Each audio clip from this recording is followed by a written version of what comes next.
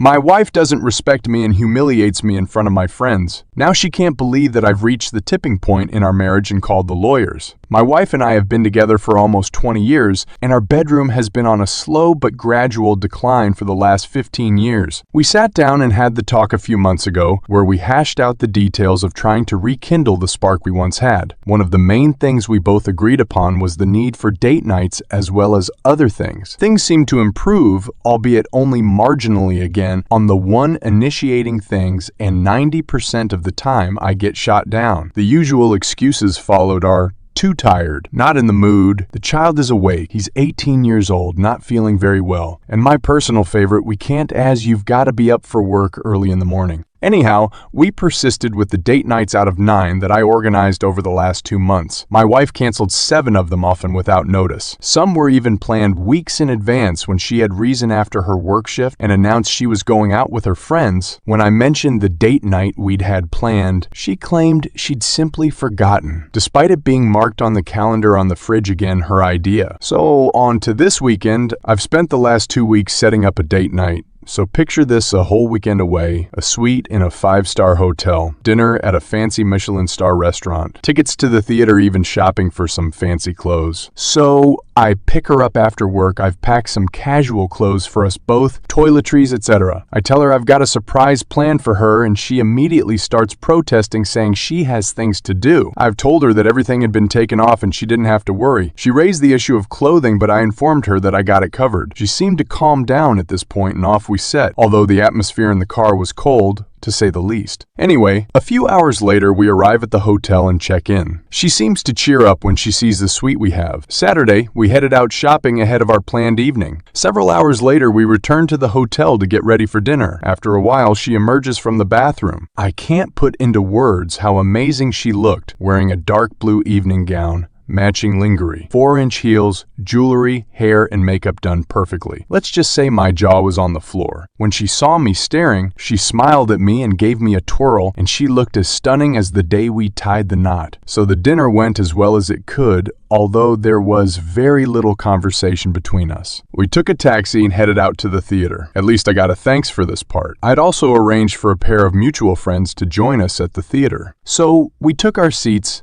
and enjoyed the show. Just as the intermission started, I reached over and placed my hand over hers to ask her if she liked the show so far. To my surprise, she snatches her hand away from mine like she'd just been bitten by a poisonous snake. She looked me square in the eyes and proceeded to tell me that whatever I was thinking was going to happen tonight when we got back to the hotel, I could forget it. Her words almost dripping with disdain and venom, also loud enough so several people around us heard. Our friends didn't know where to look or what to say. My wife told me to shift because she needed to use the bathroom. At this point, something inside me just snapped and I got up, apologized to our friends, informing them I was leaving, and I hoped they enjoyed the rest of the show. I'd received a text message from my friends just as I got back to our hotel room informing me they'd told my wife that I'd left and that she just shrugged her shoulders. Still seething with mounting anger, I decided I was heading home. So I packed my clothes, caught a taxi to the nearest train station, and managed to get the last train home. This morning I decided to relocate to the guest room. I noticed I needed some new bedroom furniture, so I headed down to IKEA. I've given up building flat packs for the day. My wife, however, has asked what the new furniture is, but I think she realized when she noticed my clothes and other personal items weren't in the master bedroom. She didn't say anything to me until about an hour ago when she asked me why I was being so childish. I politely explained the previous canceled date nights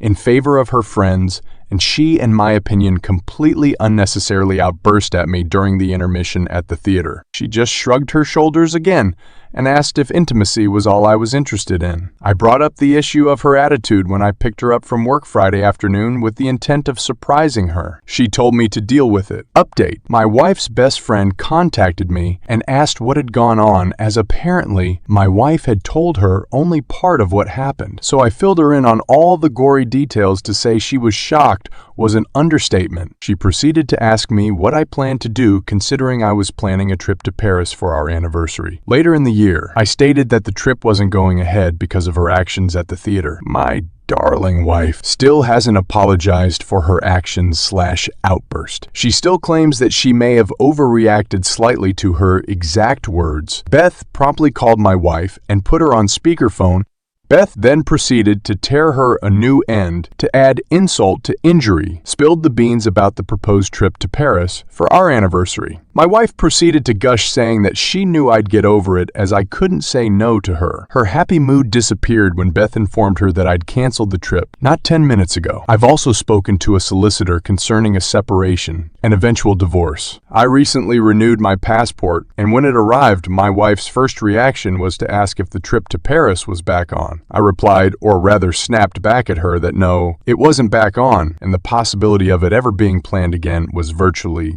zero.